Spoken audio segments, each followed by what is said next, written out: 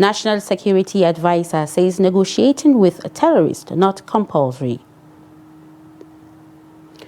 Arafat appointed acting Iran Supreme Leader. Rising egg prices strain families as Ramadan fasting enters 12th day. On the foreign scene, Kenyan MP among 6 killed in helicopter crash.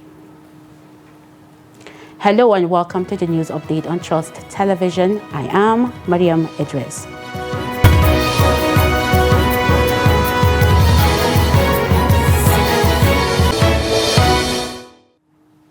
Nigeria's National Security Advisor, Nuhu Ribadu, has said that negotiating with terrorists is not compulsory, even though dialogue may sometimes be considered in addressing security challenges. Ribadu explained that some individuals involved in terrorist activities are Nigerians who may still desire peace, making engagement one of several possible approaches in tackling insecurity.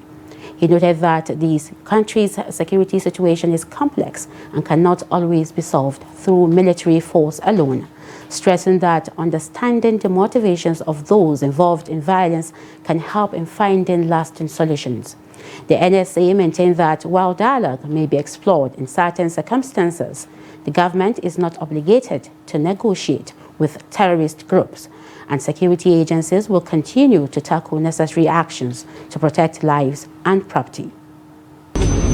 Ana kokari a samu fahimta a tsayar da wannan abu. Samu fahimta kamar tattauna kake nufi ko sulhuntawa haka da su yan ta'adda. Yanzu a gida idan dan uwanka wanda yake gida guda wani abu ya zo. If something happened to your brother whom you live in the same house, will you say he is not your brother? There is nothing you can do. You can't cut off your finger and throw it away. Whether we like it or not, family is family. There are many among them who want peace, and most of them want this issue to stop. It is important to note that we are not fighting against another country. They are not from other countries. It is a calamity that has arisen. By the grace of God, a resolution will be achieved. We thank God that there is improvement. We have never witnessed a time when terrorist kingpins are killed like this. Today, where is Ali Kachalla? Is he not the one that attacked the University of Gusau and abducted students? Where is Boderi? Where is Damina? Where is Dangote? And so on. Not everything can be discussed openly. Some operations don't require talk. There are places where before now you couldn't go peacefully, even in the afternoon. Now you can get in your car and travel to Kaduna, even at night. You can go to Kano. You can go to anywhere. Back in 2022, you know you couldn't do that, especially in Abuja, Lokoja, Nasarawa and Niger. Up till 2023, terrorists used to attack trains, prisons, and even gas battalion that protects our president.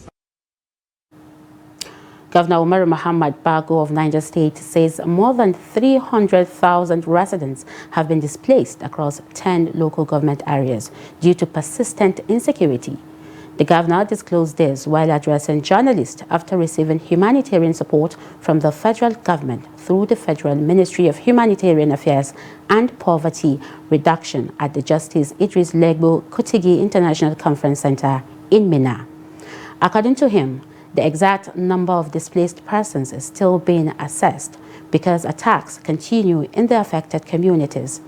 He assured that the state government is working with the federal government and security agencies to restore peace and enable victims to return to their homes. On electricity supply, Bago advised residents who are dissatisfied with power from the national grid to consider switching to solar energy, noting that the government house, state secretariat, and the public hospitals have already adopted solar power. And now the Jigawa State Police Command has arrested several suspected cattle rustlers, motorcycle thieves, and drug dealers in multiple operations across Jigawa State. The police said the operations led to the recovery of a Golf's vehicle, 3 motorcycles, a cow, and more than 1,500 pieces of illicit drugs. The command noted that the arrests were part of ongoing efforts to combat crime and improve security in the state. Now, according to the command's spokesperson, Sulawan Adam, the suspects were intercepted by a patrol team attached to Hadejia A Division along Hadejia Kano Road while driving a dark green Golf 3 station wagon suspected to have been used in transporting stolen livestock. Police said inspection of the vehicle revealed animal hair and droppings, alongside items such as rope, dry leaves suspected to be Indian hemp, a razor, a blanket, and an additional number plate. Now shifting focus to the Middle East, Ayatollah Alireza El-Rufai has been appointed as the acting supreme leader of Iran, according to the Iranian Student News Agency. The development follows his election by the Expediency Disarmament Council as a jurist member of the Guardian Council within the country's Leadership Council. The Leadership Council is tasked with performing the responsibilities of the Supreme Leader until the Assembly of Experts appoint a permanent successor. The 67-year-old cleric, who currently serves on the powerful Guardian Council, was confirmed as part of the 3-member interim leadership body. El-Rufai will serve alongside President Masoud Pezeshkian and Chief Justice Ghulam Hussein Mohseni Ejeh, who together will oversee the country's leadership during the transition period.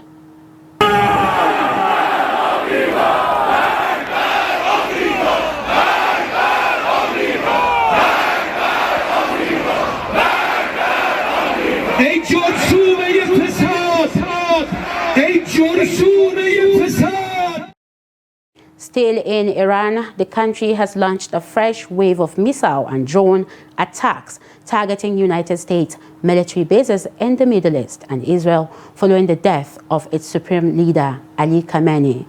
According to Iranian state media, the strikes targeted about 27 U.S. military bases across the region, as well as Israel's military headquarters and the defense industries complex in Tel Aviv.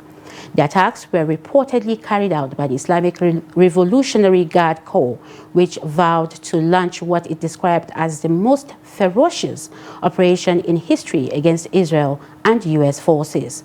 Explosions were reported in several cities across the Gulf region, including Doha, Dubai, and Manama, while warning sirens sounded across central Israel as the Israeli military responded to incoming missiles. Meanwhile, thick smoke was seen rising from the port of Jebel Ali port in Dubai following a reported Iranian strike, raising concerns about further escalation of tensions across the Middle East.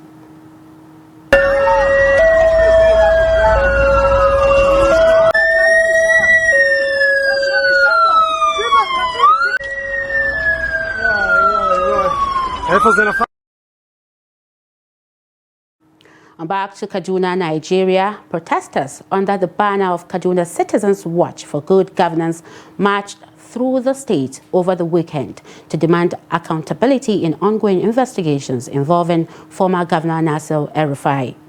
The demonstrators converged at the offices of the Economic and Financial Crimes Commission, EFCC, and the Independent Corrupt Practices Commission, ICPC, chanting solidarity songs and holding placards calling for thorough probes and possible prosecution of the ex-governor.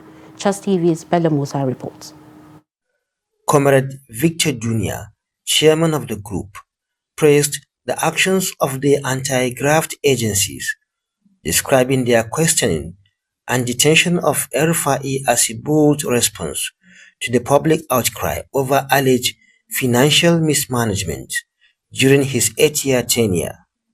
Jr. referenced a June 5, 2024 report by the Kaduna State House of Assembly's Ad Hoc Committee, which reportedly indicted El-Rufai for the alleged diversion of 432 billion naira in public funds.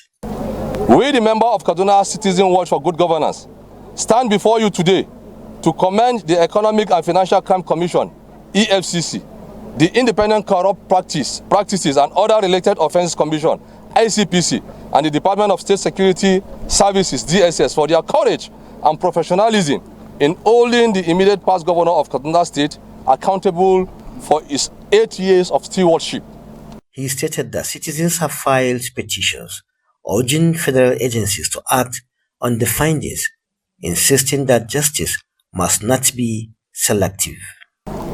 We urge the ICPC, EFCC and DSS to remain focused and not be distracted by the wailing of minority voices and political apologists who are currently screaming and attempting to dwarf the voice of reasons. The attempt by the former governor aides to distract the public claims of nosebleeds and health scars is a cheap tactic to gain sympathy and derail the cause of justice. The group further demanded clarity on ongoing security-related investigations linked to the former administration, emphasizing that public trust in institutions depends on thorough, impartial handling of such cases. The National Drug Law Enforcement Agency has arrested notorious drug trafficker Reginald Peter Chidebere, who had been on the run for 13 years. He was apprehended following the seizure of large consignments of cocaine and heroin at Murtala Muhammad International Airport. Chidebere was first arrested in 2013 over cocaine smuggling, but had evaded authorities ever since. In addition to Chidebere's arrest, NDLEA operatives conducted multiple nationwide operations in February 2026. Large quantities of skunk, methamphetamine, codeine syrup, tramadol, and other opioids were seized. Suspects were apprehended in several states, including Lagos, Kano, Katsina, Osun, Taraba, Borno, and FCT Abuja. The chairman and chief executive officer of NDLEA, Muhammad Buba Marwa, commended the officers for their dedication and persistence. He highlighted the balance maintained between efforts to reduce both drug supply and demand.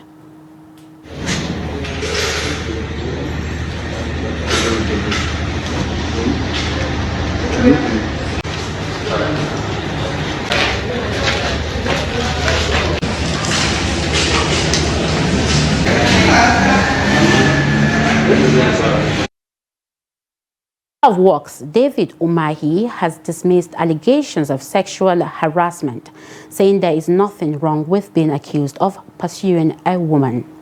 Umahi made the statement on Saturday while responding to claims by a woman, Tracy Ohiri, who accused him of sexual misconduct. The minister defended his record, insisting that he does not owe anyone and has never harassed anyone during his years in public office. He emphasized that the allegations do not reflect his character or conduct while serving in government roles. Umahi's response comes amid growing public attention and debate over the claims, with the matter still under scrutiny. I want to thank a lot of you who know me very well, party chairman. I owe nobody, and of course I presided over both men and women, and nobody ever said, I harassed him or I owed him. Deputy governor, the same governor for 8 years, and I did fantastic infrastructure. So nobody could come and say he was being owed, unless the person is giving a change. So once you read the social media, I'm not worried about it. It makes me stronger, and I've fought many battles. So this is nothing. There's nothing wrong to say, oh, you are chasing a woman. But if it is Natasha that is accusing me of chasing her, then my face will be bolder. But not anyhow person that will accuse this handsome man of chasing him for 12 years. Then that person must be the Queen of England. Because even one man that cannot chase Senator Natasha for 12 years. So it's just to make social media to their life. But I think we can turn our attention to the war in Iran now, and then allow Dave Umar to. This is the news update on Trust TV. Coming up after the break.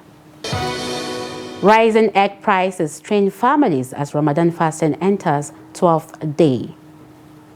More news when we return. Do stay with us. Welcome back. If you're just joining us, you're watching the news update on Trust TV. Now let's take a recap of our major stories again. National Security Advisor says negotiating with terrorists not compulsory. Arafat appointed acting Iran Supreme Leader. Now moving on to more stories. As the holy month of Ramadan enters its 12th day, Muslim faithful across Katsina metropolis continue to observe the sacred fast with devotion and sacrifice. But amid the spiritual reflection and nightly prayers, many families are grappling with a growing concern: the scarcity and rising cost of eggs, a staple food item for breaking the fast. An egg now sells for as high as 300 naira in some parts of the city, while a crate, depending on the size and availability, has become increasingly difficult to find. For many households already stretched by economic realities, the development is adding to the hardship of the season. Trust TV's Abdullahi Yamadi reports. As the sun sets over the city of Katsina and the call to Maghrib prayer echoes across neighborhoods, families gather around modest meals to break their fasts. Eggs, once an affordable and reliable source of protein, have traditionally been a quick and easy option for suhoor and iftar. But this Ramadan, the story is different. Across major markets and retail outlets in Katsina metropolis, eggs have become scarce.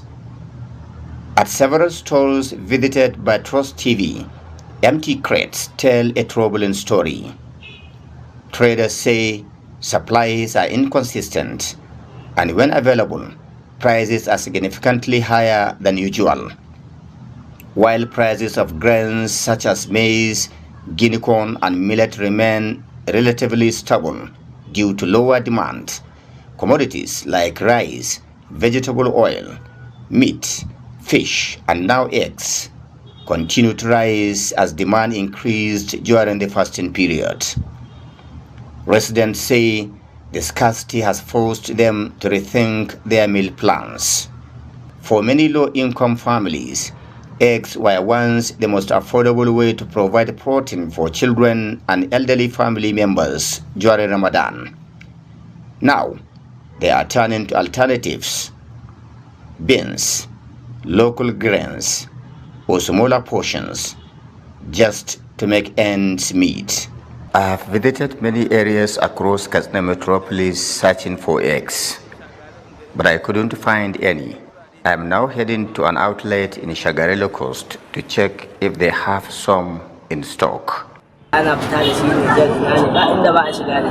Many traders transport eggs to Niger because of the higher profit there. This, combined with the increased demand during the fasting period, has contributed to the current shortages. However, we hope that supplies will improve soon. Some poultry farmers attribute the scarcity to harsh weather conditions affecting poultry production, while others blame increased seasonal demand that typically accompanies Ramadan. There are times that you find out that there is high demand of the products, especially during fasting period and during cold season. You find out that more people now engage, or rather find it more easier to consume egg than in hot season. So this, I think, is the main factor that caused this scarcity in the market, because there is high demand and there are more people that are now patronizing, that are now consuming egg. Another factor is the insecurity. Insecurity is one of the factors that made most of the farms to close down or even reduce the production. So all these are the factors that normally affect egg production in Katsina in particular and Nigeria in general. As Ramadan continues, residents hope for urgent intervention to stabilize supply and prices. For many in Katsina, the spirit of the holy month is about patience, charity, and community support. But with food prices climbing and essential items becoming scarce, the test of endurance now extends beyond the fast itself. For now, families across the metropolis continue to adapt, holding firmly to faiths, even in the face of economic strain. Abdullahi Isma Yamadi, Trust Television News, Katsina. Away from that, the Onitsha North Local Government Council has commenced the demolition of illegal structures at Onitsha Main Market to restore the original master plan and improve trading activities in the commercial hub. The move was confirmed in a post by Anambra State New Media on Sunday. The exercise follows an earlier notice issued by the council through the office of the mayor on February 26th, warning traders and occupants of the impending demolition. Owners of illegal structures at Park 1, Park 2 and Park 3 were reminded that the grace period granted to them had expired. Chairman Anthony Nwora noted that the deadline had been extended by 14 days at the request of affected occupants, with the new expiration set for February 28, 2026. The council advised traders to remove their belongings ahead of the enforcement date to avoid losses.